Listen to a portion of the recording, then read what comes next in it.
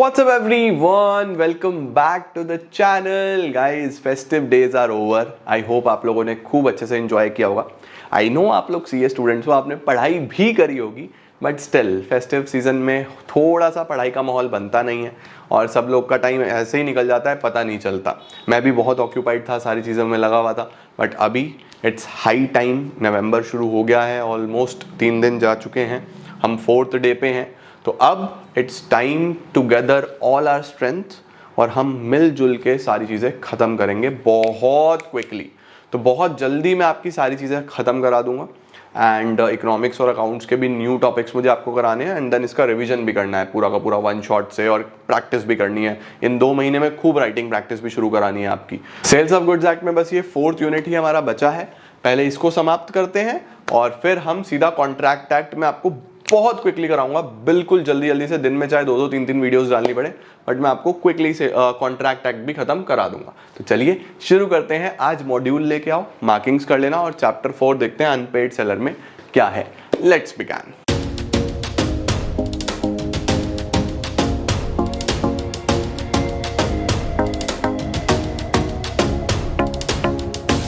बेटा जी बहुत ही सिंपल, बहुत साधारण सा, बहुत कॉमन सेंस से भरपूर ये यूनिट है. मतलब मुझे नहीं लगता कि इस यूनिट में ऐसी कोई भी चीज़ है जो आपको नहीं पता होगी. एक आम आदमी भी इस तरीके से अपने बिजनेस में चीज़ें करता है. एक आम आदमी जो जो चीज़ें करेगा वही सब यहाँ पे लिखी हुई है. And trust me on this part, तुम लोग खुद से बता दोगे कि यहाँ क्या लिखा है, क्योंकि बहुत ही कॉमन है. चैप्टर का नाम है अनपेड सेलर. अनपेड का क्या मतलब है बच्चों? सेलर आप सब समझते हो जो माल बेच रहा है, राइट. और अनपेड का क्या मतलब है कि भैया जी इसको जो पैसा है वो नहीं मिला. नहीं मिला भाई, किसी ने BR दिया था भाई, सामने वाले के लिए तो BR ही है ना, जिसने पे करना है उसके लिए BP है. अब वो BR सेम डेट पे डिसऑनर हो गया तो मैं अनपेड हो गया, मुझे मेरा रिकवर ही नहीं हुआ पैसा. चेक हुआ था, बाउंस हो गया, अनपेड हो गया मैं. सामने वाला इंसॉल्वेंट हो गया, अनपेड हो गया मैं. सामने वाले की डेथ हो गई, अनपेड हो गया मैं. तो अनपेड का मतलब जो मुझे रुपया, मेरा पैसा मुझे मिलना चाहिए था, नहीं मिल रहा है. अब ऐसे में एक सेलर के पास क्या क्या ऑप्शंस हैं, वो क्या कर सकता है, किस तरीके से वो क्या कर सकता है, क्या क्या राइट्स हैं against the goods as well as against the buyers, वो सब हम पढ़ने वाले हैं इस चैप्टर के अंदर. बहुत साधारण, बहुत सिंपल है. ठीक है, आओ देखो जरा क्या लिखा है. सबसे पहले अनपेड सेलर कौन होता है? अनपेड सेलर हम किसको बोलेंगे? Who is called to be an unpaid seller? तो देखो क्या लिखा हुआ है. According to section 45(1) of the sales of goods act. ठीक है, ये सेक्शन प्लीज याद रख लेना, पता होना चाहिए आपको. Seller of goods is deemed to be unpaid when the whole of the price has not been paid or tendered and the seller had an immediate right of action for the price. जब उसको उसका सारा पैसा जब तक नहीं मिल रहा, ठीक है, उसको पूरा पैसा नहीं मिला उसके सामान का, तो वो अनपेड है. भाई पैसा मिलना चाहिए था. मैंने 100 क्विंटल्स ऑफ ऑयल डिलीवर करा है तो मुझे 100 क्विंटल्स का पैसा मिलना चाहिए. भाई 10 क्विंटल का पैसा मिल गया, आप बोलोगे आप पेड सेलर हो गए. नहीं भाई, मुझे पूरा पैसा जब तक नहीं मिल रहा मैं अनपेड हूं. भाई पैसा मिलना चाहिए था मुझे, राइट. आगे क्या लिखा हुआ है? When a bill of exchange, अगर कोई बिल ऑफ एक्सचेंज है या कोई और नेगोशिएबल इंस्ट्रूमेंट है, बिल ऑफ एक्सचेंज है, चेक है, वो मिला था कंडीशनल पेमेंट के तौर पे, और जो कंडीशन थी वो फुलफिल नहीं हुई, यानी कि डिसऑनर हो गया, बाउंस हो गया, टाइम लैप्स हो गया, टाइम निकल गया उसका, तब भी कोई पैसा नहीं मिल रहा, तब भी मैं अनपेड हूँ. तो अनपेड सेलर कौन है? जिसको अपना पूरा अमाउंट नहीं मिल रहा, या फिर जिसको कोई बिल ऑफ एक्सचेंज वगैरह मिला था लेकिन वो बाउंस हो गया, डिसऑनर हो गया, उसका टाइम लैप्स हो गया, पैसा नहीं आया है. That seller is deemed to be an unpaid seller. Simple. ठीक है. अब सेलर क्या होता है आप जानते हो यार, इसमें मुझे कुछ खास है नहीं पढ़ने के लिए. देखो लिखा हुआ है, X sold certain goods to Y for ₹50,000. Y ने 40,000 रुपए दिए but fails to pay the balance. X अब भी अनपेड सेलर है. देखो यहाँ लिखा था ना, the whole of the price. जब तक पूरा पैसा नहीं मिल रहा तब तक मैं पेड नहीं कंसिडर करा जाऊंगा, तब तक मैं अनपेड ही माना जाऊंगा. ठीक है जी, परफेक्ट, डन सर. आगे क्या दिया हुआ? Rights of an unpaid seller. आपके पास क्या क्या राइट्स हैं? अनपेड सेलर के पास क्या क्या राइट्स होते हैं? देखो बहुत आसान है. सबसे पहले देखो क्या लिखा हुआ है, subject to the provisions of this act and of any law for the time being, notwithstanding that the property in the goods may have passed to the buyer unpaid seller as such has implications of the law. Unpaid seller को कुछ rights दी गई हैं law में, इस act में provisions दिए गए हैं। क्या क्या राइट्स दी गई हैं? सबसे पहले number 1, a lien on the goods for the price. Lien का मतलब होता है बच्चों कब्जा करना, यानी गुड्स को अपनी पोजेशन में रखना, है ना भाई। मैंने आपको माल बेचा, हमारे बीच में कॉन्ट्रैक्ट हुआ, राइट, और कि मैं आपको गुड्स बेचूंगा। मैंने आपको गुड्स बेचने का प्रॉमिस करा, आपने कहा ठीक है, अब आपने बोला आप गुड्स भिजवा दो। अब मैं जब तक मुझे पैसे नहीं मिल रहे मैं नहीं भेज रहा भाई, मैं गुड्स को अपनी पोजीशन में रख रहा हूं। मैंने बोला मेरे पैसे दो, मैं गुड्स भिजवा दूंगा। तो अपने कब्जे में गुड्स को रखना, इसको बोलते हैं राइट ऑफ लियन। ठीक है, तो राइट ऑफ लियन, कुछ लोग राइट ऑफ लिन भी बोल देते हैं इसको सीधा, तो वो कैब है बच्चों, वो बेसिक चीज है, वो तो आप अपने हिसाब से उसको प्रोनाउंस कर सकते हो। लेकिन राइट ऑफ लियन का मतलब यही है गुड्स को अपने कब्जे में रखना। तो पहला अधिकार जो मिलता है मुझे एज एन अनपेड सेलर, वो ये है कि जब तक मुझे पैसे नहीं मिलेंगे मैं गुड्स नहीं भेजूंगा भाई, मैं गुड्स अपने पास रखूंगा। सीधी सी बात है, पहला अधिकार। दूसरा, in case of insolvency of the buyer, a right of stopping the goods in transit. Stopping the goods in transit का मतलब है कि बच्चों मैंने कोई गुड्स सेल करे चिंटू को, मैंने कुछ गुड्स सेल करे चिंटू को, और मैंने रेलवे में दे दिए कि लो भाई चिंटू के यहाँ भिजवा दो इसको। मुझे एकदम पता लगा कि चिंटू इनसॉल्वेंट हो गया। भैया इनसॉल्वेंट हो गया तो मुझे पैसा वैसा तो मिलने नहीं वाला गुड्स का। तो मैं उनको रास्ते में ही, मैं रेलवे जो मेरा कोरियर लेके जा रहा होगा या जो मेरा सामान लेके जा रहा होगा, मैं उस पर्टिकुलर बंदे को फोन करूंगा, मैंने कहा प्लीज सामान रोक देना, चिंटू को मत देना, चिंटू को मत देना। तो मेरे पास अधिकार है कि मैं सामान को रास्ते में ही रोक सकता हूं। इसको बोलते हैं right of stopping the goods in transit. Transit का मतलब रास्ते में रोक लेना, ठीक है। और उसके बाद मेरे पास एक अधिकार है राइट ऑफ रीसेल। मैं गुड्स को रीसेल भी कर सकता हूं भाई। जब मुझे पैसा नहीं मिल रहा, ओरिजिनल सेलर मैं हूं, गुड्स मेरे हैं, सामने से पैसा मिल नहीं रहा, तो मैं उसको क्यों नहीं बेच सकता? बेच सकता हूं, मेरे गुड्स हैं। तो क्या क्या राइट्स आते हैं बच्चों अनपेड सेलर को? लियन का राइट है, कब्जा रख सकता है, वो अपने गुड्स नहीं देगा। अगर दे दिए हैं, निकल गए हैं मेरे पास से, और सामने वाला इंसॉल्वेंट हो गया है, तो मैं स्टॉप कर सकता हूं, उनको ट्रांजिट में रोक सकता हूं, और उसके साथ मैं रीसेल भी कर सकता हूं। रट लेना, बहुत इंपॉर्टेंट है ये चीजें, ठीक है। अच्छा जी, अब आगे देखो क्या लिखा हुआ है। Unpaid seller has been expressly given the rights against the goods as well as the buyer. हमारे पास गुड्स के अगेंस्ट भी राइट्स दिए गए हैं, हमारे पास बायर के अगेंस्ट भी राइट्स दिए गए हैं। अभी तो ये गुड्स के अगेंस्ट पढ़े आपने सारे के सारे कि भैया आप लियन कर लो, आप स्टॉपेज कर दो ट्रांजिट में, आप रीसेल कर दो, ये अगेंस्ट द गुड्स है। अगेंस्ट द बायर भी राइट्स हैं, वो भी हम पढ़ेंगे। अच्छा देखो आगे क्या लिखा हुआ है, right of an unpaid seller against the goods. सबसे पहले गुड्स की बात कर रहा है। अब अगर गुड्स की बात करें तो एक छोटा सा चार्ट बना हुआ है। पहले वाले में लिखा हुआ है where the property in goods has been pass to the buyer and where the property has not pass to the buyer, यानी एक बार ओनरशिप ट्रांसफर हो चुकी है, एक बार ओनरशिप अभी ट्रांसफर नहीं हुई है। डिटेल में पढ़ेंगे। Rights of an unpaid seller against the goods, देखो जरा, सबसे पहला लिखा हुआ है lien, the right of lien. Right of lien का मतलब क्या है? कब्जा करना, गुड्स को अपने कब्जे में ले लेना, गुड्स को अपने पास रख लेना, गुड्स को डिलीवर ना करना। सिंपल सी बात है यार, पैसा नहीं मिलेगा मैं कैसे डिलीवर कर दूं? क्या लिखा है? An unpaid seller has a right of lien on the goods for the price for which he is in possession until the payment or tender of the price of such goods. जब तक payment नहीं आ रहा तब तक मैं goods को अपने कब्जे में रख सकता हूं। भाई पैसा दो, सामान लो, सीधी सी बात है ना। It is the right to retain the possession of the goods and refusal to deliver until the price is paid. जब तक प्राइस नहीं मिल रहा तब तक मैं गुड्स ट्रांसफर नहीं करूंगा, ठीक है। अब राइट ऑफ लियन कब कब एक्सरसाइज कर सकता हूं मैं एज एन अनपेड सेलर? इस अधिकार का कब मैं फायदा उठा सकता हूं? सबसे पहला number 1, where goods have been sold without any stipulation of credit. इसका मतलब गुड्स हमने कैश सेल पे बेचे थे, उधार पे नहीं थे, कैश सेल पे थे। दूसरा, where goods have been sold on credit but the terms of credit has expired. हमने गुड्स बेचे थे उधार पे, ठीक है। पहला तो पर्पस यही है कैश सेल पे बेच रहा हूं भाई, पैसे दो और सामान लो।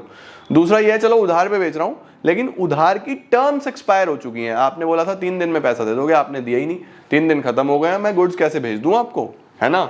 आगे लिखा हुआ है where the buyer becomes insolvent, या फिर बायर इंसॉल्वेंट हो गया है, तब भी मुझे पता है इंसॉल्वेंट को गुड्स देके क्या करूंगा भाई मैं? पैसा तो वैसे नहीं मिलना है, नहीं उसके पास कुछ भी। तो ये चीजें भी आपको पता होनी चाहिए। तो सबसे पहला अधिकार क्या है? Right of लियन। आगे क्या है? एग्जाम्पल दिया हुआ है, एक एग्जाम्पल लिखा हुआ है, A sold certain goods to B for a price of 50,000 and allowed him to pay the price within 1 month. A ने बी को माल बेचा 50,000 रुपए का और उसको बोला कि ठीक है 1 महीने के अंदर अंदर पे कर दियो। बी इंसॉल्वेंट हो गया इस पीरियड के अंदर ही, 1 महीने के अंदर अंदर बी हो गया है इंसॉल्वेंट। जो अनपेड सेलर है वो अपनी राइट ऑफ लियन एक्सरसाइज कर सकता है, ठीक है या नहीं है? अच्छा जी, ओके सर। इंसॉल्वेंट कौन होता है अब आप ये सब समझते हो। पार्ट डिलीवरी का एक छोटा सा सेक्शन है बच्चों। पार्ट डिलीवरी का क्या मतलब होता है? आधा पार्ट डिलीवर कर दिया, आधा पार्ट डिलीवर नहीं करा, दैट इज पार्ट डिलीवरी, है ना। पार्ट डिलीवरी देखो क्या लिखा हुआ है, where an unpaid seller has made part delivery of the goods he may exercise his right of lien on the remainder। इसका मतलब ये है कि चिंटू ने मेरे से डील करी 100 क्विंटल्स ऑफ ऑयल की, ठीक है, मेरा ऑयल का बिजनेस है, 100 क्विंटल्स ऑफ ऑयल की डील करी। अभी मैं 30 क्विंटल्स भेज चुका था, ये मैं भेज चुका था, ठीक है, और मुझे पता लग गया कि चिंटू क्या हो गया, इंसॉल्वेंट हो गया, पैसे वैसे मिलने नहीं। तो जो बचा हुआ है ना 70 क्विंटल्स, मैं इसको अभी अपने कब्जे में ले सकता हूँ, मैं रोक सकता हूँ कि भैया ये मैं डिलीवर नहीं करूँगा, मैं डिलीवर नहीं करूँगा। चलो मेरे से जो गलती हो गई सो हो गई, उसके लिए मेरे पास और एक्शन है, मैं अभी दिखाऊंगा आपको इस चैप्टर में कि जो डिलीवर हो गए उसके अगेंस्ट आप क्या कर सकते हो। बट जो अभी डिलीवर नहीं हुए उसको तो रोक लो। तो अगर पार्ट डिलीवरी हो गई है तो आप राइट ऑफ लियन रिमाइंडर पे लगा सकते हो, unless such part delivery has been made under such circumstances at to show an agreement to waive the lien, ठीक है। इसका मतलब ये है कि ऐसा नहीं होना चाहिए कि आप अपना राइट वेव ऑफ कर रहे हो। वेव ऑफ का मतलब आप लियन में लेना ही नहीं चाहते, आप राइट अपना एक्सरसाइज ही नहीं करना चाहते, आपको चाहिए ही नहीं लियन, आपको यूटिलाइज ही नहीं करना, तो फिर तो आप भेज ही दो, क्या फायदा, राइट। तो वेव ऑफ जब तक नहीं कर रहा तब तक मैं कर सकता हूं, मेन चीज यही है। Termination of लियन, termination of lien का क्या मतलब होता है? टर्मिनेशन ऑफ लियन का मतलब होता है बच्चों कि कब कब मैं इसको यूटिलाइज नहीं कर पाऊंगा, या इस अधिकार को कब कब मैं एक्सरसाइज नहीं कर सकता, मैं कब इस चीज को एक्सरसाइज नहीं करूंगा, या क्या क्या सिचुएशंस हैं जिसमें राइट ऑफ लियन नहीं मिलेगा मुझे, मैं गुड्स को अपने कब्जे में नहीं रख सकता। क्या क्या सिचुएशंस हैं? 4 सिचुएशंस दी हुई हैं। सबसे पहला, number 1, when he delivers the goods to a carrier or other bailee for the purpose of transmission to the buyer without reserving the right of disposal। पीछे हमने पढ़ा था ना बच्चों कि पहले नजर में प्राइमा फेसाई, जब आप गुड्स अपने पास से निकाल देते हो, कैरियर को दे देते हो, तो वो किसका एजेंट होता है? Prima facie. प्राइमा फेसाई वो एजेंट होता है बायर का, यानी आपने गुड्स अगर उस कैरियर को दे दिए तो आपने गुड्स बायर को दे दिए। पीछे पढ़ के आए या नहीं पढ़ के आए? तो या तो आप राइट को रिजर्व करो, ये भी पीछे मैंने पढ़ाया था कि आप अपने राइट्स को रिजर्व कर सकते हो, रिजर्व कर सकते हो कि आप गुड्स कभी भी रोक सकते हो, या तो आप अपने राइट्स को रिजर्व करो, नहीं करा तो फिर आपको राइट ऑफ लियन नहीं मिलेगा, क्योंकि जो कैरियर है वो prima facie is the agent of buyer, ठीक है। दूसरा क्या लिखा हुआ है? When the buyer or his agent lawfully obtains possession, या बायर ने और उसके एजेंट ने लॉफुली पोजेशन ऑब्टेन कर लिया है, गुड्स उस तक पहुंच चुके हैं, तो फिर क्या कब्जे में लोगे भाई, वो तो उसके पास पहुंच गए। Number 3, where seller has waived his right of lien, सेलर ने खुद ही वेव ऑफ कर दिया, सेलर ने खुद ही उस राइट को एक्सरसाइज ना करने का फैसला ले लिया कि ठीक है ये तो मैं नहीं कर सकता। Number 4, bye estoppel. एस्टोपल का मतलब क्या है? लॉ आपको रोक देगा। लो आपको कैसे रोक देगा? देखो लिखा हुआ है where the seller so conduct himself, जहां पे सेलर ने अपने आप को ऐसे दिखाया that he leads third party to believe that lien does not exist, कि किसी भी तरीके से उसने ऐसा प्रिटेंड किया कि लियन तो होने ही नहीं वाला, लियन तो हो ही नहीं सकता, तो बाद में आप लियन नहीं कर सकते, एस्टोपल, स्टोपल लग जाएगा। 4 सिचुएशंस हैं जब राइट ऑफ लियन आपको नहीं मिलेगा। नंबर 1, सबसे पहला क्या है कि आपने कैरियर को गुड्स ट्रांसफर कर दिए हैं और आपने उसको जो आपका reservation of the right of disposal है वो नहीं रखा, ठीक है, इसका मतलब गुड्स बायर को डिलीवर हो गए। नंबर 2, एक्चुअल में ही बायर को डिलीवर हो चुके हैं। नंबर 3, उन्होंने, सेलर ने खुद ही वेव ऑफ कर दिया। और नंबर 4, सेलर का कोई इंटेंशन ही नहीं था, उसने पहले प्रिटेंड कर दिया था, थर्ड पार्टीज को ऐसा दिखा दिया था कि भैया मैं कभी भी लियन एक्सरसाइज करूंगा ही नहीं, तो वो बाद में नहीं कर सकता, ठीक है। ओके सर, आगे क्या है जी? हमारे पास एक एग्जाम्पल दिया हुआ है, पहले एक एग्जाम्पल देख लो फिर एक्सेप्शन दिखाता हूँ। एग्जाम्पल में लिखा हुआ है A sold a car to B for ₹1 lakh. A ने बी को, चिंटू ने चिंटी को, हम तो ए बी नहीं मानते, हम तो चिंटू चिंटी मानते हैं, चिंटू ने चिंटी को 1 लाख रुपए की गाड़ी बेची। डिलीवर भी कर दी। Sent to the railways for the purpose of transmission to the buyer, railway को दे दी वो गाड़ी की भैया चिंटी तक पहुंचा दो। Railway receipt was taken in the name of Chinti, और चिंटी को भी भेज दी गई है। रिसिप्ट देखो, रिसिप्ट किसके पास पहुंच गई? चिंटी के पास, चिंटी के नाम की ही थी। Now A can not exercise the right of लियन। अब ए जो है ये राइट एक्सरसाइज नहीं कर सकता, क्योंकि रेलवे रिसिप्ट दिखा के चिंटी उसको एक्सेप्ट कर सकती है, सिंपल सी बात है यार, है ना। अब इसमें मैंने आपको ये रिजर्वेशन वाले में बताया था ना कि ये रेलवे रिसिप्ट अपने नाम पे लिखवा लो। चिंटू अपने नाम पे लिखवाता या अपने एजेंट के नाम पे लिखवाता कि भाई पहले पैसे पकड़ियो फिर सामान डिलीवर करियो। पढ़ा था या नहीं पढ़ा था? पीछे पढ़ा था हमने चैप्टर्स में। तो ये बहुत इंपॉर्टेंट है बच्चों। अच्छा, एक एक्सेप्शन लिखा हुआ है, क्या लिखा हुआ है? The unpaid seller of the goods having a lien does not lose his lien by reason only that he has obtained a decree for the price of the goods. This means even if the seller has taken the price under a court case, he can still exercise his right to lien on those goods. इसका मतलब ये है बच्चों कि ये जो right of लियन है ये सिर्फ पैसे के डिफॉल्ट में ही नहीं चलता। अगर कोई कोर्ट केस चल रहा है और आपको प्राइस भी मिल चुका है और कुछ किसी तरीके का डिस्प्यूट है गुड्स पे, तब भी आप राइट ऑफ लियन एक्सरसाइज कर सकते हो। देखो लिखा हुआ है, even if the seller has taken a price for the goods under a court case, he can still exercise his right of लियन on these goods. ठीक है सर, समझ गए। दूसरा राइट क्या है? राइट ऑफ लियन पढ़ लिया। दूसरा राइट क्या है? Right of stoppage in transit. Right of stoppage in transit का मतलब कि गुड्स अभी ट्रांजिट में हैं, गुड्स अभी रास्ते में हैं और आपने रास्ते में ही रोक दी क्योंकि आपको पता चल गया कि सामने वाला इनसॉल्वेंट हो गया है, सामने वाला पैसा नहीं देने वाला। The right of stoppage in transit means right of stopping the goods while they are in transit to regain the possession. बच्चों पोजेशन आप रीगेन करोगे। ऊपर वाले में आपने रिटेन किया था, रिटेन का मतलब आपने अपने पास ही रखा, वो गुड्स कभी निकले ही नहीं आपके पास से। राइट ऑफ लियन तभी एक्सरसाइज होता है जब गुड्स आप ही के पास हैं, यहां पे आपके पास से निकल चुके हैं। Right of stoppage in transit में क्या है कि मैं रास्ते में रोकूंगा और वापस से रीगेन करूंगा उनका पोजेशन। एक बार मेरे हाथ से निकल गया था पोजेशन, समझे? दोनों में बहुत फर्क है। And to retain them till the full price is paid. ठीक हो गया बच्चों? अच्छा जी, आगे देखो क्या लिखा हुआ है। When the unpaid seller has parted with the goods, जब unpaid seller ने goods निकाल दिए अपने पास से, parted यानी अपने पास से निकाल दिए, to a carrier and the buyer has become insolvent, वो insolvent हो गया है, तो वो अपनी राइट को एक्सरसाइज कर सकता है। वो करियर को बोल सकता है कि भैया प्लीज मेरे गुड्स वापस कर दो और सामने वाले को मत देना, इंसॉल्वेंट हो गया है नालायक। ठीक है, this right is the extension of right of lien because it entitles to seller to regain the possession. Okay, ठीक है। अच्छा, लेकिन ये आप right of stoppage in transit कब एक्सरसाइज कर सकते हो? उसकी कुछ कंडीशंस हैं। कब एक्सरसाइज कर सकते हो? Number 1, when the seller is unpaid. Of course, सीधी सी बात है भाई, पैसे नहीं मिले तभी तो किसी का माल रोकूंगा रास्ते में, पैसे मिल गए तो क्यों रोकूंगा? मैंने बोला ना, कॉमन सेंस से भरा चैप्टर है। दूसरा, he must have parted with the possession of goods, उसके पास से गुड्स निकल चुके थे, गुड्स इन ट्रांजिट, रास्ते में थे, बायर इंसॉल्वेंट हो गया है, और पांचवा जो राइट है वो हम प्रोविजंस ऑफ द एक्ट के अनुसार ही कर रहे हैं। ठीक है जी, परफेक्ट। एग्जाम्पल दिया हुआ है, बहुत बेसिक सी बात लिखी है, जो ऊपर पढ़ाई है वही, कुछ नहीं है, रीड ओनली है, एक बार पढ़ लेना।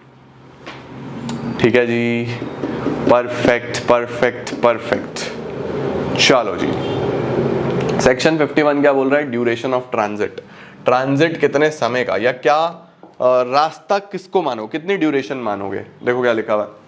The goods are deemed to be in the course of transit from the time when they are delivered to a carrier for the purpose of transmission to the buyer until the buyer or his agent on that behalf takes delivery। इसका मतलब ये है बच्चों कि जब मैंने career को दिए कि ले भाई चिंटू तक पहुंचा दियो, और जब तक चिंटू रिसीव नहीं कर रहा, इसके बीच के समय को ही हम लोग क्या बोल देते हैं? ट्रांजिट का टाइम, इसको हम ये बोल देते हैं, the duration of the transit. ठीक है, ट्रांजिट कब खत्म होगा? अब बताओ जी, ट्रांजिट कब खत्म होगा? कॉमन सेंस, तुम्हारी कॉमन सेंस क्या बोलती है कि ट्रांजिट कब खत्म होगा? भाई जब बायर रिसीव कर लेगा या उसका एजेंट रिसीव कर लेगा, ट्रांजिट समाप्त हो जाएगा। देखो क्या लिखा हुआ है, the right of stoppage in transit is lost when transit comes to an end. और ट्रांजिट कब खत्म होता है? When the buyer or the bailee obtains delivery. Sir ये बेली क्या होता है? बेटा बेलमेंट वगैरह ना मैं आपको पूरा डिटेल में कॉन्ट्रैक्ट एक्ट में पढ़ाऊंगा, स्ट्रेस फ्री होके पढ़ना इसको। ठीक है, अभी के लिए समझ लो उसका एजेंट। ठीक है जी, ओके। तो बायर या उसके एजेंट ने डिलीवरी ले ली, buyer obtains delivery before the arrival of goods at destination, इसको बोलते हैं इंटरसेप्शन। ये इंटरेस्टिंग है, ये इंटरेस्टिंग है। इंटरसेप्शन का क्या मतलब है? लेट सपोज करता हूं कि मेरा सामान आ रहा है, अब मैं सहारनपुर में बैठा हूं, ठीक है, मेरा सामान आ रहा है हरियाणा से, कहीं से मैंने कुछ सामान खरीदा, हरियाणा से आ रहा है। अब मैं यमुनानगर गया हुआ था अपने कजन के घर पे, तो मैंने जो कैरियर है जो लेके आ रहा है उसको बोला यार मैं यमुनानगर आया हुआ हूँ, मुझे यहीं दे दे यार, कोई दिक्कत नहीं है, मैं ले जाऊंगा, तू ज़्यादा टेंशन मत ले, मुझे वो सामान को आगे यमुनानगर में ही कुछ लोगों को डिलीवर भी करना है, मैं सहारनपुर से दोबारा करूंगा, अब मैं आया हुआ हूँ, मुझे यहीं पकड़ा दे। तो अल्टीमेटली सामान सहारनपुर नहीं पहुंचा, बट मैंने उसको रास्ते में ही रिसीव कर लिया, तो भी ये माना जाएगा कि अब जो एक्चुअल सेलर है उसका स्टॉपेज इन ट्रांजिट खत्म होगा, क्योंकि बायर तक तो पहुंच गया ना सामान।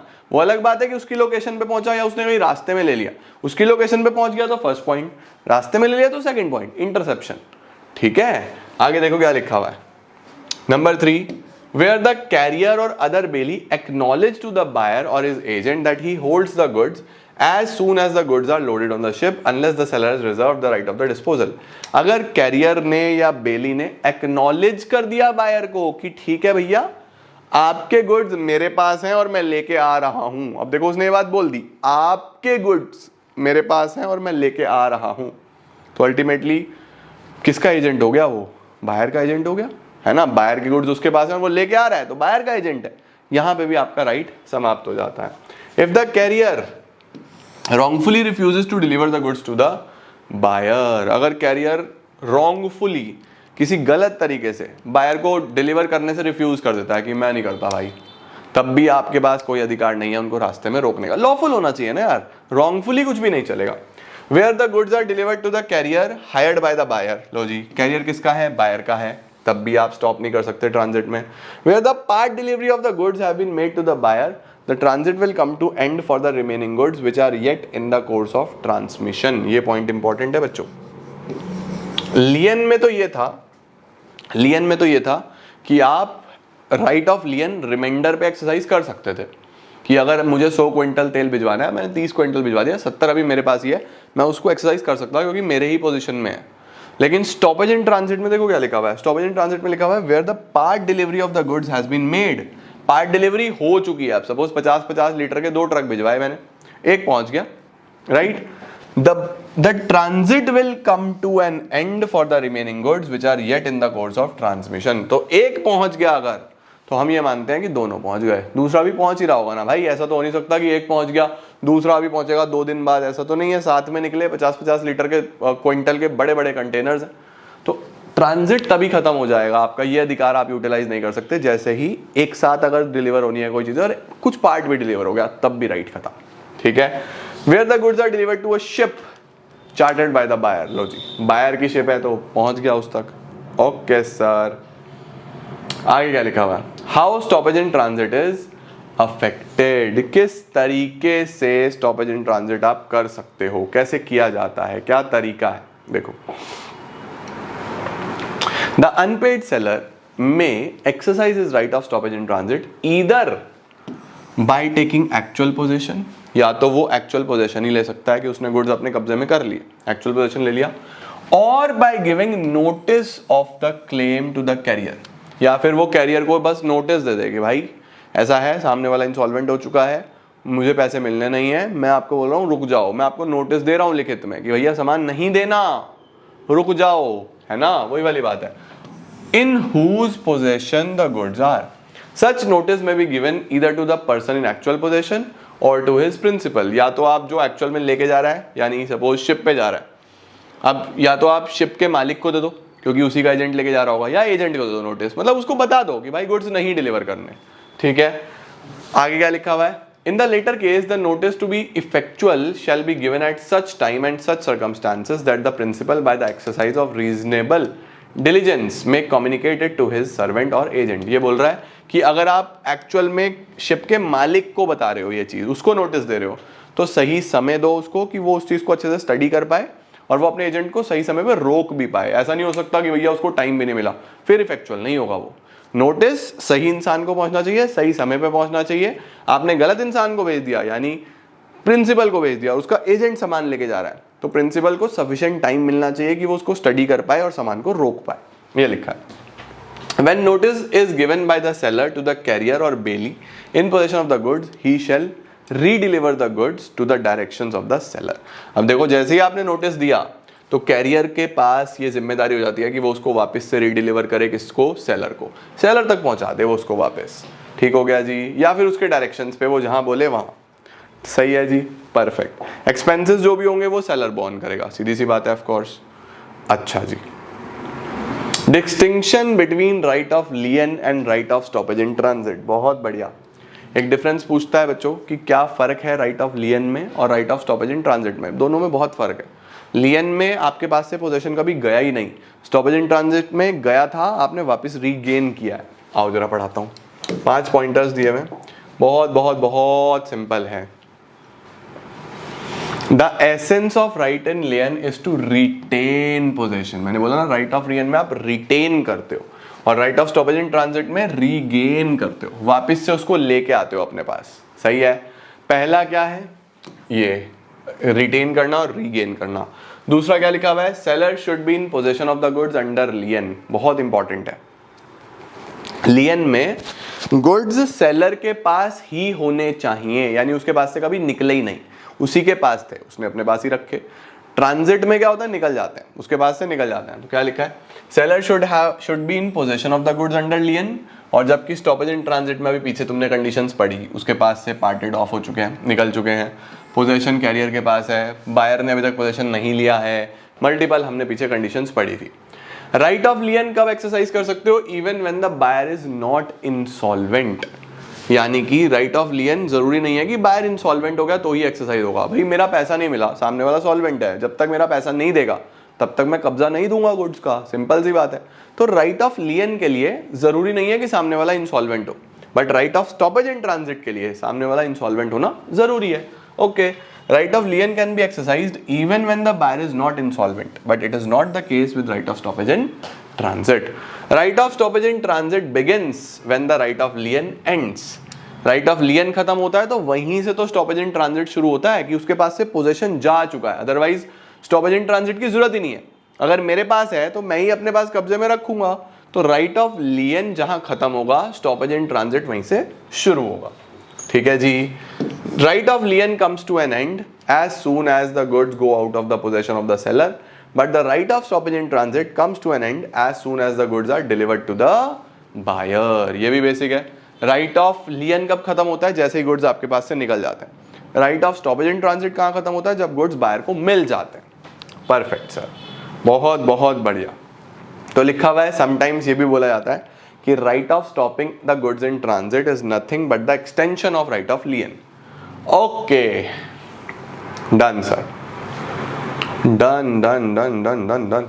इफेक्ट ऑफ सब सेल और प्लेज बाय द बायर बोल रहा है, बहुत सिंपल सा पॉइंट है बच्चों कि अगर मैंने चिंटू को माल बेचा, राइट, और अभी तक चिंटू को पहुंचा नहीं था और चिंटू ने उसको आगे रीसेल कर दिया या सब सेल कर दिया, चिंटू ने आगे बेच दिया, अभी मेरे पैसे दिए नहीं, आगे सेल कर दिया, तो यहाँ पे बोल रहा है कि जो चिंटू ने जिसको भी बेचा, चिंटी को बहुत अच्छा प्रॉपर्टी या बहुत अच्छा ओनरशिप ट्रांसफर नहीं होगा, क्योंकि हमने पीछे पढ़ा था ना, no one can give what he himself has not got. बताओ जरा क्या था लैटिन में ये वर्ड, नीचे कमेंट सेक्शन में भर देना। या कौन से कॉन्सेप्ट में पढ़ा था कि एक्चुअल में अगर मेरा ही टाइटल डिफेक्टिव है तो मैं गुड टाइटल आगे ट्रांसफर नहीं कर सकता। वही चीज यहाँ है, देखो क्या लिखा हुआ है, एग्जाम्पल पढ़ो। A sold certain goods to B, A ने कुछ माल बेचा बी को, and the goods are handed over to railways for transmission to B. Railway को दे दिया कि चलो भाई बी को भिजवा देना। In the meantime B ने ये माल भेज दिया सी को for consideration, B become insolvent. लो जी, ए ने बी को माल बेचा, बी ने आगे भेज दिया और इतने में ही बी हो गया इंसॉल्वेंट, राइट। तो A can still exercise his right of stoppage in transit. A अभी भी इन गुड्स को रास्ते में रोक सकता है। Here we assume that seller did not give his assent for subsale. Seller से पूछ के करता ना भाई subsale. Therefore, he can still exercise his right of stoppage in transit. ठीक हो गया, परफेक्ट है या नहीं है बेटा जी? All right, चलो भाई अब हम आगे चलेंगे sir. Exceptions where unpaid sellers right of lien and stoppage in transit are defeated बोल रहा है कि कब ना तो आप राइट ऑफ लियन एक्सरसाइज कर सकते, ना ही आप right of stoppage in transit exercise कर सकते। बहुत बेसिक चीजें लिखी हैं। सबसे पहले क्या लिखा हुआ है देखो, when the seller has assented to the sale, mortgage or other disposition of the goods made by the buyer. इसका मतलब सेलर को कोई इशू ही नहीं है, सेलर को कोई प्रॉब्लम ही नहीं है। एग्जाम्पल पढ़ो, A entered into contract to sell cartons in possession of wharfinger to B and agreed with B that price will be paid to A from the sale proceeds recovered from his customer. A ने कुछ cottons बेचने शुरू करे B को, और ये B से agree कर लिया कि ठीक है यार कोई दिक्कत नहीं है, तू माल बेचता रहियो और मेरा पैसा देता रहियो। ऐसी टर्म्स एंड कंडीशंस बनी है, ठीक है। आगे लिखा हुआ है, now B sold goods to C and C duly paid to B. अब बी ने क्या करा, फर्दर सी को बेच दिया और सी ने आगे पे भी कर दिया बी को, ठीक है। But anyhow B fail to make the payment to A लेकिन बी जो है वो गद्दार निकला। अब टर्म्स एंड कंडीशंस तो यही थी कि ठीक है यार, ए ने बी को बोला मैं आपको माल बेचूंगा, आप आगे बेच लेना बट पैसा मिलते ही मुझे दे देना। अब आगे बेच दिया, पैसा मिल भी गया और ए को दे नहीं रहा। अब देखो क्या लिखा हुआ है, A wanted to exercise his right of lien and order the wharfinger not to make delivery to C. A ने सोचा कि ठीक है यार, अब ये शायद पैसा ना दे तो मैं राइट ऑफ लियन एक्सरसाइज करता हूँ, मैं वॉरफिंगर को बोलता हूँ कि भाई प्लीज इसको डिलीवर मत करना, सी को मत देना। Held that seller had assented to resale of the goods. अब देखो यहाँ पे उसी ने तो बोला था कि आप रीसेल कर सकते हो, ए को कोई दिक्कत ही नहीं थी। ए ने बोला था कि ठीक है भाई माल बेच लियो। As a result, A's right to lien is defeated. A जो है अब right of lien exercise नहीं कर सकता, ठीक है। दूसरा लिखा हुआ है, when a document of title to goods have been transferred to the buyer and the buyer transferred the document to a person who has bought goods in good faith and for value. दूसरा case ये है कि अगर आपने document of title यानी ownership property transfer कर दिया है बायर को, आपने डॉक्यूमेंट ऑफ टाइटल ट्रांसफर कर दिया है बायर को, बायर ने फर्दर आगे ट्रांसफर कर दिया है किसी थर्ड पार्टी को जिसने गुड फेथ में सामान खरीदा है, अच्छी वैल्यू देके खरीदा है यानी पैसा देके खरीदा है, तब भी आप कोई भी राइट्स जो है ऊपर वाली right of lien, right of stoppage in transit, ये आप एक्सरसाइज नहीं कर सकते, ठीक है। अब सर ए का क्या होगा, ए भाई बी से डैमेजेस क्लेम करेगा, बी से रिकवर करेगा सारा अमाउंट, लेकिन वो सी से गुड्स नहीं वापस ले सकता, ठीक है। Okay, if the last mention transferred is by way of sale, right of lien और stoppage of transit is defeated. ठीक हो गया, परफेक्ट है या नहीं है। चलो सर नेक्स्ट क्या आ रहा है, नेक्स्ट आ रहा है बच्चों राइट ऑफ रीसेल। लो जी, तीसरा अधिकार। पहला अधिकार क्या था, राइट ऑफ लियन। दूसरा अधिकार क्या था, right of stoppage in transit. तीसरा अधिकार क्या है, रीसेल कर सकता है अगर पैसा नहीं मिला। The right of resale is a very valuable right given to an unpaid seller. In the absence of this right, unpaid sellers' other right against the goods, that is lien and stoppage in transit, would not have been of much use. सही सीधी बात है यार, मैंने उसको अपनी transit में रोक दिया या मैंने गुड्स का कब्जा अपने पास रख लिया, पोजीशन अपने पास रख लिया, मैं रख के क्या करूंगा अगर मैं उनको बेच ही नहीं सकता। तो रीसेल का अधिकार तो चाहिए ना मुझे। तो राइट ऑफ रीसेल तभी सबसे यूजफुल बन जाता है, क्योंकि उन दोनों के आगे भी ये इंपॉर्टेंट है ना, उन दोनों को यूज नहीं अगर ये ना हो तो राइट ऑफ रीसेल तो चाहिए। आगे देखो क्या लिखा हुआ है, आगे लिखा है the unpaid seller can exercise the right to resale. आप इस राइट को कब यूज कर सकते हो, कुछ कंडीशंस हैं। सबसे पहला, if the goods are of perishable nature. Perishable का मतलब बहुत जल्दी खराब होने वाले हैं। तो भैया राइट ऑफ लियन में अपने पास कब तक उनको कब्जा करके रखूं, सामने वाला तो पैसे दे नहीं रहा, अपने पास रखूंगा खराब हो जाएंगे, मेरा भी घाटा हो जाएगा। तो इट्स बेटर कि मैं उसको क्या करूं, रीसेल कर दूं। तो राइट ऑफ रीसेल सबसे पहले मैं कब यूटिलाइज कर सकता हूं, कब एक्सरसाइज कर सकता हूं, जब मेरा सबसे पहले गुड्स का नेचर पेरिशेबल है। दूसरा, मैंने नोटिस दिया है बायर को कि भैया मैं रीसेल कर रहा हूं, या तो मेरे पैसे दे दो, मैं गुड्स आपको भेज देता हूं। नहीं आप दे सकते तो ठीक है, मैं रीसेल कर दूंगा, आपको 5 दिन का समय दे रहा हूं या 4 दिन का समय दे रहा हूं। मैंने नोटिस में डाल दिया उसके, वो पैसा दे देगा उसको दे दूंगा, पैसा नहीं देगा तो जो पैसे देगा उसको दे दूंगा भाई, सीधी सीधी सी बात है, सिंपल सी बात है, ठीक है या नहीं है। अच्छा जी, आगे क्या लिखा हुआ है, ये बहुत इंपॉर्टेंट है। Where he gives notice to the buyer of his intention, उसने बायर को बता दिया कि भैया इतने समय, 5 दिन का समय दे रहा हूँ, पैसे दे दो, पैसे नहीं दिए तो फिर मैं उसको रीसेल कर दूंगा। अब लेट सपोज 1000 रुपए के गुड्स थे, ठीक है, कितने गुड्स थे, 1000 रुपए के, और अब मेरे रीसेल कितने में हुए, 700 में। अब मेरे रीसेल कितने में हुए, 700 में, तो मेरा 300 का घाटा हो गया बच्चों। मैंने चिंटू को माल बेचा था 1000 रुपए में, चिंटू से डील हुई थी 1000 रुपए में, चिंटू ने मुझे पैसे नहीं दिए, मैं अनपेड सेलर हो गया। मैंने उन गुड्स को ट्रांजिट में रोका, वापस बुला लिया, मेरे पास आ गए। अब मैं उनको जब दोबारा बेचने के लिए गया तो मेरे गुड्स 700 में बिक रहे हैं, मेरा 300 का घाटा हो रहा है। आप मुझे बताओ कि ये घाटा कौन झेलेगा, मैं झेलूंगा या मैं चिंटू से रिकवर करूंगा, बताओ ये घाटा कौन झेलेगा, क्या ये लॉस मेरा है या ये लॉस मैं चिंटू से रिकवर करूंगा। यहाँ पे बच्चों मुझे अधिकार है कि मैं ये पैसा चिंटू से रिकवर कर सकता हूँ। मैं ये 300 रुपये चिंटू से रिकवर करूंगा, मैं बोलूंगा भाई तेरी वजह से मेरा नुकसान हो गया तो मुझे पैसा चाहिए। वहीं पे अगर मैं ये माल बेच देता 1200 रुपये में, मैं ये माल बेच देता 1200 रुपये में, तो क्या ये 200 रुपये चिंटू को दूं? चिंटू को क्या ही मतलब भाई, मेरे गुड्स है, मैं जितने के मर्जी बेचूं, नुकसान तेरी वजह से हुआ तू भर, फायदा मेरे गुड्स का मेरा है भाई, मेरा अधिकार है, मेरे गुड्स हैं, तो फायदा मेरा अपना है। वही बात लिखी हुई है, देखो क्या लिखा हुआ है, the seller may resell the goods, it may be noted that in such cases on the resale the seller is entitled to recover the difference between the contract price and the resale price from the original buyer as damages. 300 का difference आया तो मैं recover कर सकता हूँ, and retain the profit if resale price is higher. Resale price अगर higher है तो 200 रुपये मेरे हैं भाई, गुड्स मेरे हैं तो ये 200 भी मेरे, ठीक है जी। Very nice, very very nice.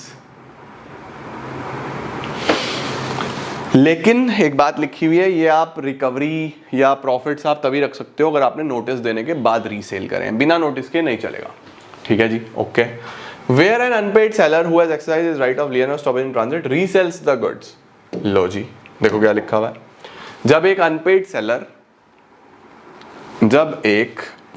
Seller जिसने अपना राइट ऑफ लियन या स्टॉपेज इन ट्रांजिट करके गुड्स को वापस अपने कब्जे में लिया और रीसेल कर दिया, the subsequent buyer acquire the good title therefore as against the original buyer despite the fact that notice of resale has not been given to the original buyer। सीधा सीधा लिखा हुआ है कि जो नया बायर है जिसको हमने रीसेल किया, जैसे चिंटू को बेचा था, अब चिंटू ने तो पैसे दिए नहीं, उसको मैंने नोटिस दे दिया, अब चिंटी को बेचा तो चिंटी को गुड टाइटल मिला है, ये चीज दिमाग में रखनी है, ठीक है।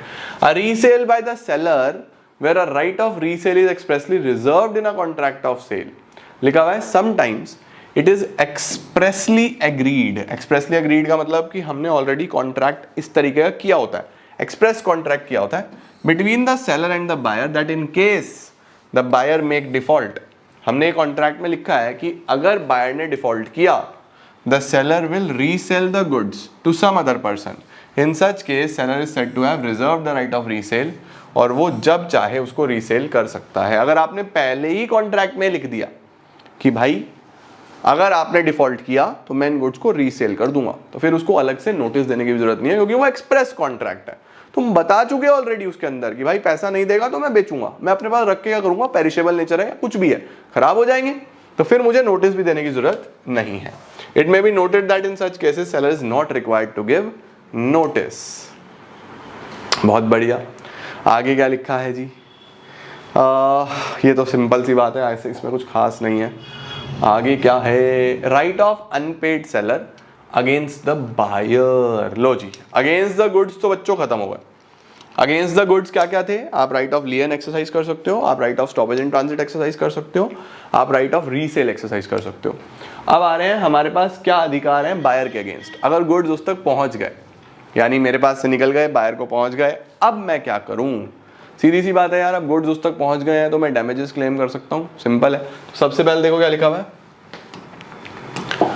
An unpaid seller can enforce certain rights against the goods as well as against the buyer. Right of unpaid seller against the buyer are otherwise known as seller's remedies for breach of contract of sale. इनको हम seller's remedies भी बोलते हैं, exam में आ सकता है, seller की remedy बताओ, अगर breach of contract of sale हुआ है तो समझ जाना कि ये लिख के आने हैं हमें, rights of unpaid seller against the buyer. ठीक है, देखो जरा, the rights of seller against the buyer personally are called rights in personam and are in addition to rights against the goods. यानी कि जो राइट्स अगेंस्ट द गुड्स थे वो तो थे ही, उसके एडिशन में भी चलते हैं ये। क्या? सबसे पहला सूट फॉर प्राइस। भाई सबसे पहले तो यही है कि पैसा दो, मैं सबसे पहले तो यही केस करूंगा। सिंपल सी बात है कि आपके मेरे बीच में कॉन्ट्रैक्ट ऑफ सेल हुआ है, मैंने आपको गुड्स डिलीवर कर दिए हैं, तो आपकी जिम्मेदारी है पैसा दो भाई। तो अगेंस्ट द बायर मेरे पास सबसे पहला राइट क्या है, मैं उसको स्यू करूंगा फॉर द प्राइस। ठीक है, देखो लिखा हुआ है where under a contract of sale the property has pass to the buyer and the buyer wrongfully neglects or refuses to pay according to the terms, seller may sue him for the price। सबसे पहला बहुत simple, आप case करोगे कि भैया जल्दी से मुझे पैसा दे दो। ठीक है, अच्छा जी, दूसरा क्या लिखा हुआ है, suit for damages for non acceptance। अगर बायर ने एक्सेप्ट नहीं करा, बायर ने गुड्स का पेमेंट नहीं करा, तो मैं उसको डैमेजेस के लिए भी स्यू कर सकता हूँ। डैमेजेस के लिए भी स्यू कर सकता हूँ, मतलब कि फॉर एग्जांपल मैंने गुड्स डिलीवर करे, अब बायर ने 3 दिन तक मेरे कैरियर को ही घुमाता रहा, भाई यहाँ आ जा, भाई वहाँ जा, भाई वहाँ जा, भाई वहाँ जा, दुनिया भर का मेरा खर्चा करा दिया ऊपर फालतू। तो मैं प्राइस के लिए तो स्यू करूंगा ही करूंगा, उसके साथ डैमेजेस के लिए भी स्यू करूंगा, जो मेरा घाटा हुआ है उसके लिए भी स्यू करूंगा। Where the buyer wrongfully neglect कर रहा है या रिफ्यूज कर रहा है to accept and pay for the goods, ना एक्सेप्ट कर रहा ना पैसे दे रहा, सेलर उसको स्यू कर सकता है डैमेजेस के लिए भी फॉर नॉन एक्सेप्टेंस। ठीक है, repudiation of the contract before due date, सीधी सी बात है भैया, क्या लिखा हुआ है, where the buyer repudiate the contract before the date of delivery, seller may treat the contract as rescinded and sue damages of breach. इसका मतलब अगर जो बायर है वो ड्यू डेट से पहले ही सेलर को बोलता है अरे नहीं नहीं नहीं नहीं नहीं भाई नहीं नहीं नहीं नहीं नहीं मुझे नहीं चाहिए गुड्स, अब सेलर ने तो पूरे अरेंजमेंट्स कर दिए, सेलर ने तो बनाने शुरू कर दिए। भाई जब कॉन्ट्रैक्ट हुआ दोनों के बीच में तो बायर को तभी सोचना चाहिए था ना, सब कुछ हो गया, डील हो गया, एवरीथिंग इज सॉर्टेड। अब जब ड्यू डेट अभी आई नहीं थी, आने वाली थी, पहले ही फोन करके बोल रहा है कि नहीं नहीं भाई मत देना, मुझे नहीं चाहिए, मैं कहीं और से ले रहा हूँ, सामने वाले का घाटा तो हो रहा है, तो आपको उसके तो डैमेजेस भरने ही पड़ेंगे। क्या लिखा है, where the buyer repudiate the contract before the date of delivery, seller may treat the contract as rescinded and sue damages for the breach. Damages तो आप क्लेम कर ही सकते हो। स्यूट फॉर इंटरेस्ट, इंटरेस्ट का मतलब सीधी सी बात है, पैसा लेट मिल रहा है तो मैं ब्याज भी लूंगा भाई, मुझे पेमेंट नहीं मिल रहा, पेमेंट मैं बाद में लूंगा तो विद इंटरेस्ट लूंगा, मैं तो ब्याज के साथ लूंगा पैसा, मैं ऐसे नहीं लेने वाला। ये भी सिंपल है। ठीक है जी, परफेक्ट है। देखो लिखा हुआ है in the absence of contract the court may award interest to the seller by him at such rate as it thinks fit. जैसा कोर्ट को ठीक लगता है उस रेट पे वो ब्याज सेलर को दिलवा सकते हैं। Perfect perfect. Remedies of buyer against the seller. लो जी, अगर सेलर ब्रीच कर जाए, बहुत सिंपल, अगर सेलर ब्रीच कर जाए, सर सेलर कैसे ब्रीच कर सकता है भैया, उसने डिलीवर नहीं करे सही समय पे, सही मैनर पे, सेलर ने धोखा दे दिया, सेलर ने कॉन्ट्रैक्ट को रेपुडिएट कर दिया, वो सही से टाइम पे गुड्स नहीं भेज रहा, डिलीवर नॉन कंफर्मिंग गुड्स, कुछ और ही भेज दिया और बायर ने रिजेक्ट कर दिया। तो फिर इस सिनेरियो में बायर के पास क्या क्या ऑप्शंस हैं, बायर को क्या क्या मिलेगा। सबसे पहला डैमेजेस फॉर नॉन डिलीवरी, आपने डिलीवर नहीं करे, बायर का घाटा हो गया, डैमेज दो। स्यूट फॉर स्पेसिफिक परफॉर्मेंस, अगर वो चाहे तो वो आपको स्यू कर सकता है फॉर स्पेसिफिक परफॉर्मेंस, मुझे तो गुड्स ही चाहिए, मुझे डैमेज वैमेज नहीं चाहिए, मुझे तो वही गुड्स चाहिए, क्योंकि मैं तो आगे भी कॉन्ट्रैक्ट कर चुका हूँ किसी और से, मेरा तो वहां पे मार्जिन बनना था, तेरी वजह से मेरा नुकसान हो गया, I will sue you for specific performance, वही गुड्स चाहिए। Suit for breach of warranty, warranty breach हुई है उसके लिए मैं केस कर सकता हूँ। आगे एंटीसिपेटरी ब्रीच, एंटीसिपेटरी ब्रीच भी बताता हूँ, वही टाइम से पहले ब्रीच हो जाना। स्यूट फॉर इंटरेस्ट, इंटरेस्ट भी इसके अंदर चलेगा, ब्याज तो पे करना पड़ेगा। लो जी, सबसे पहले अगर आपने टाइम पे डिलीवर नहीं करे तो I will sue you for non delivery. Where the seller wrongfully neglects और refuses to deliver the goods, the buyer may sue the seller for damages for non delivery. भाई डिलीवर नहीं करोगे तो जैसे सेलर आपको बायर को स्यू कर सकता है, वैसे बायर भी सेलर को स्यू कर सकता है। कॉन्ट्रैक्ट में तो दोनों पार्टी के पास पावर है ना, ऐसा। चलो जी, ये समझे। इसके बाद क्या है, suit for specific performance. Specific performance का मतलब मैं ये बोलूंगा भाई मुझे तो वही चीज चाहिए, स्पेसिफिकली वैसा ही परफॉर्म करो आप। देखो क्या लिखा हुआ है, where the seller commits of breach of the contract of sale, the buyer can appeal to the court for specific performance. Court can order for specific performance only when the goods are ascertained or specific. Specific performance unascertained में नहीं चलेगा। आपने ascertain ही नहीं करे तो क्या specific performance भाई? ascertain करो, आप exactly बोल के आओ मुझे यही चीज चाहिए, और बाद में वो नहीं आती तो आप बोल सकते हो कि I will sue you for specific performance। ठीक है, This remedy is allowed by the court. ये conditions होनी चाहिए। Contract must be for the sale of specific and ascertained goods. Power of the court to order specific performance is subject to provisions of the Relief Act. Specific Relief Act के अंदर होना चाहिए ये। Empower the court to order specific performance where damages would not be an adequate remedy. अगर damages adequate remedy नहीं है, damages से बात नहीं बनती, तो ही court इसको बोलेगा कि specific performance की तरफ जाओ। It will be granted as remedy if goods are of special nature or are unique. Normally unique चीज़ों में, भाई मैंने मोनालिसा की पेंटिंग खरीदी और मुझे नहीं आई तो मुझे तो वही चाहिए ना, मैं कोर्ट को बोलूंगा भैया मैंने इसके लिए पे करा था, आई नीड मोनालिसा की पेंटिंग, मुझे लोनालिसा नहीं चाहिए, मोनालिसा ही चाहिए। ठीक है, A agreed to sell a rare painting of Mughal period to B, देखो है ना rare painting, but on the due date of delivery A ने मना कर दिया। In this case, B may file a suit against A for obtaining an order from the court to compel A to perform the contract. वही painting देनी पड़ेगी। Okay. Suit for breach of warranty, where there is a breach of warranty on the part of the seller. लो जी, seller ने warranty को भी breach करा है। सेलर ने जो कहा था वो नहीं किया, जो वादा किया था वो नहीं निभाया। लो जी, वारंटी और कंडीशंस पीछे पढ़ के आए हो, या नहीं पढ़ के आए हो? वही चीज है। यहां पे क्या लिखा हुआ है, बोल रहा है where there is a breach of warranty on the part of the seller और where buyer elects to treat breach of condition as the breach of warranty. ये भी हमने पढ़ा था कि कब breach of condition breach of warranty माना जाएगा, है ना। The buyer is not entitled to reject the goods only on the basis of such breach but he.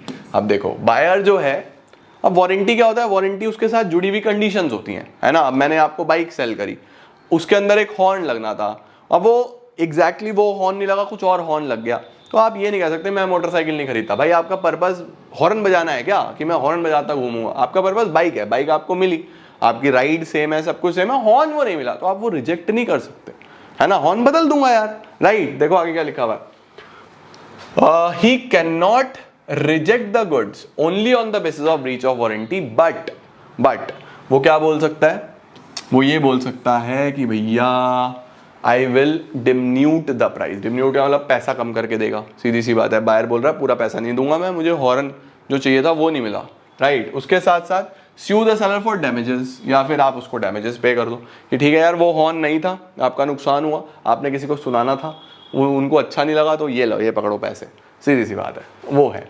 Okay, next लिखा हुआ है repudiation of the contract before due date.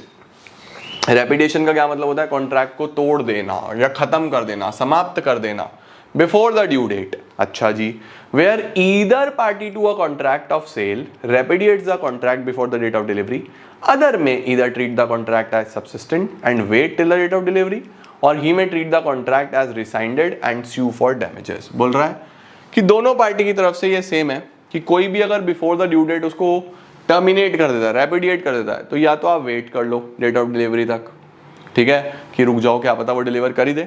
अगर आप wait नहीं कर सकते तो ठीक है फिर यार ही में treat as the contract as rescinded, contract को रिसाइंडेड मान लो, खत्म मान लो, और डैमेजेस क्लेम कर लो, राइट। सूट फॉर इंटरेस्ट, ब्याज वाली बात बेटा वही पीछे वाली ही है, सीधा सीधा सा लिखा हुआ है। क्या लिखा हुआ है, nothing in this act shall affect the right of the seller or the buyer to recover interest or special damages in any case where by law interest or special damages may be recoverable, or to recover the money paid where the consideration for the payment of it has failed।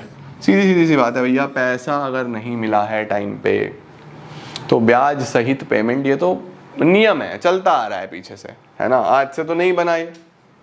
Court may award interest at such rate as it thinks fit। Court के हाथ में है, court को जैसे सही लगेगा वैसा interest court provide करा सकता है। एग्जाम्पल क्या दिया है जी, in case of sale of cigarettes which turned out to be mild and unfit for the consumption, damages were awarded on the basis of difference between the contract price and the price released। सीधी सी बात है। अच्छा जी, next और last topic आ रहा है बच्चों हमारे पास, auction cell. Auction cell का क्या मतलब होता है? जब ऑक्शन होता है, बिडिंग होती है, बोली लगती है। देखा आपने, ऑक्शन होता है लाइक फॉर एग्जांपल किसी चिंटू ने लोन पे कोई गाड़ी ली हुई थी, राइट। अब वो लोन नहीं चुका पाया तो बैंक क्या करता है, उस गाड़ी को वहां से वापस लेता है और उसकी ऑक्शन करता है, बोली लगती है, बिडिंग होती है। तो देखो क्या लिखा हुआ है auction sale. An auction sale is a mode of selling property by inviting bids. ये एक तरीका है जहां पे आप बोली इनवाइट करते हो पब्लिकली। पूरी एक ऑक्शनर बैठता है जो ऑक्शन कर रहा है, उसके बाद सामने बहुत सारे लोग बैठते हैं जो बोली लगाएंगे। देखा तुमने, 25 लाख एक, 25 लाख दो, 25 लाख तीन, डन, ये खिलाड़ी इस टीम को। आईपीएल में ऑक्शन होता है ना, वही ऐसे, ठीक है। And the property is sold to the highest bidder. Property किसको जाती है? हाईएस्ट बिडर को जाती है। ऑक्शनर कौन होता है? Agent governed by the law of agency. When he sells, he is only the agent of the seller. He may however sell his own property as the principal and need not disclose the fact that he is so selling. अब इसके कुछ बच्चों छोटे छोटे नियम हैं, वो क्या हैं वो पढ़ लेते हैं।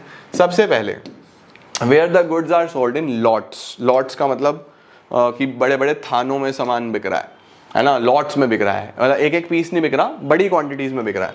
Where the goods are put up for sale in lots, each lot is prima facie deemed to be subject of a separate contract of sale. हर लॉट को ये माना जाएगा to be subject of a separate contract of sale. हर lot का अलग contract of cell consider करा जाएगा, ऐसा नहीं है कि एक साथ हो गए, राइट। आगे क्या है? Completion of the contract of sale. The sale is complete when auctioneer announces its completion by the fall of hammer. वो बोला ना 25 लाख एक, 25 लाख दो, 25 लाख तीन, राजस्थान रॉयल्स। चलो भाई, अब वो जो फॉल ऑफ हैमर है ना, वहां पे पता लगता है कि कॉन्ट्रैक्ट कंप्लीट हो गया है। और in any other customary manner. ठीक हो गया जी, चलो सर ये भी डन है। आगे क्या आ रहा है हमारे पास? Right to bid may be reserved. Right to bid may be reserve का क्या मतलब है? इसका साधारण सा मतलब ये है बच्चों जी कि जो हमारा सेलर है ना, जो हमारा सेलर है वो भी बोली में बैठ सकता है। मतलब वो भी बोल सकता है कि ठीक है यार, मैं या मेरा एजेंट भी इस बिडिंग का पार्ट बनेंगे और मैं अपना राइट रिजर्व कर रहा हूं। मतलब मैं बता रहा हूं सबको कि ठीक है यार, मैं भी इस बोली का पार्ट बनूंगा और मैं भी इसके अंदर बोली लगाऊंगा। ठीक है, देखो लिखा हुआ है, right to bid may be reserved expressly और on behalf of the seller, and where such a right is expressly reserved but not otherwise, the seller or any one person may bid at the auction, but not otherwise। बहुत clear है कि बिना बताए नहीं, expressly वो express करे, सबको बताए कि मैं भी बोली लगाऊंगा, तो सेलर अपना खुद का राइट भी रिजर्व कर सकता है। Where the sale is not notified by the seller. लो जी, अगर सेल नोटिफाई नहीं करी, मतलब कि सेलर ने बताया नहीं सबको कि मैं भी बोली लगाऊंगा या मेरा एजेंट भी बोली लगाएगा, तो बिना बताए उसने एक एजेंट बिठा दिया, तो वो फ्रॉड माना जाता है, वो फ्रॉडुलेंट एक्टिविटी मानी जाती है बच्चों। देखो लिखा हुआ है, where the sale is not notified to be subject to a right to bid on behalf of the seller, it should not be a lawful for seller to bid himself और to employ any person to bid at such sale. ठीक है ना, तो अगर वो ऐसा काम करता है बिना बताए, बिना इन्फॉर्म करे लोगों को या ऑक्शनर को, बिना बताए वो खुद पार्ट बन रहा है उस बोली का, उस बिड का, उस बिडिंग प्रोसेस का, तो वो फ्रॉड माना जाएगा, वो कंसिडर नहीं किया जाएगा। उसके बाद रिजर्व्ड प्राइस का क्या मतलब होता है? रिजर्व प्राइस का मतलब बेटा बेस प्राइस। मतलब एक जो सेलर है वो एग्जैक्टली एक प्राइस रिजर्व करता है अपने सामान का, जो भी प्रॉपर्टी वो सेल कर रहा है या ऑक्शन में जो भी चीज बिक रही है उसका एक बेस प्राइस होता है। जैसे आईपीएल में होता है ना कि 20 लाख से शुरू होंगे खिलाड़ी बिकने, तो 20 lakh is the base price, that is the reserve price. Sale may be notified to be subject to reserve और अपसेट प्राइस। ठीक है, इससे नीचे एक्सेप्ट नहीं होगा। आगे लिखा हुआ है प्रिटेंडेड बिडिंग। प्रिटेंडेड बिडिंग का मतलब फर्जी बिडिंग। फर्जी बिडिंग का मतलब ये है कि जैसे फॉर एग्जाम्पल चिंटू का कुछ गाड़ी बिक रही है, ठीक है, अब वहां पे बोली शुरू हुई 5 लाख रुपए से, चिंटू ने अपने ही 5 लोग बिठाए हैं, राइट, 5 लोग बिठाए हैं सिर्फ प्राइस बढ़ाने के लिए, सिर्फ प्राइस बढ़ाने के लिए। अब 5 लाख 5,000 से शुरू हुई, चिंटू का एक एजेंट बोल पड़ा 5,10,000, चिंटी बोली 5,20,000, चिंटी का दूसरा एजेंट बोल पड़ा 5,25,000, चिंटी बोली 5,50,000, चिंटू का एजेंट बोल पड़ा 5,60,000। अब देखो चिंटू के एजेंट की वजह से प्राइस बढ़ता जा रहा है, बढ़ता जा रहा है, बढ़ता जा रहा है।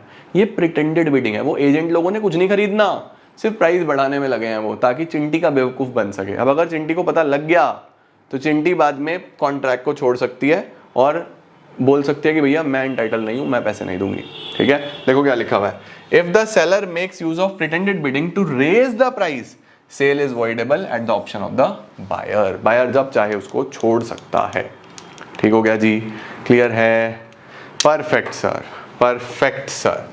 ये था बच्चों हमारे पास पूरा चैप्टर नंबर 4 और सेल्स ऑफ गुड्स एक्ट भी इसी के साथ आपका समाप्त हो जाता है। इसके बाद बच्चों हमारा बचा बस कॉन्ट्रैक्ट एक्ट। कल से कॉन्ट्रैक्ट एक्ट भी शुरू करने जा रहे हैं। वेडनेसडे थर्सडे मैं आउट ऑफ टाउन हूँ, जयपुर हूँ। जितने भी बच्चे हमारे जयपुर में हैं और मिलना चाहते हैं वो लोग आ सकते हैं। मैं सारा डिटेल शेयर करूँगा इंस्टाग्राम पे।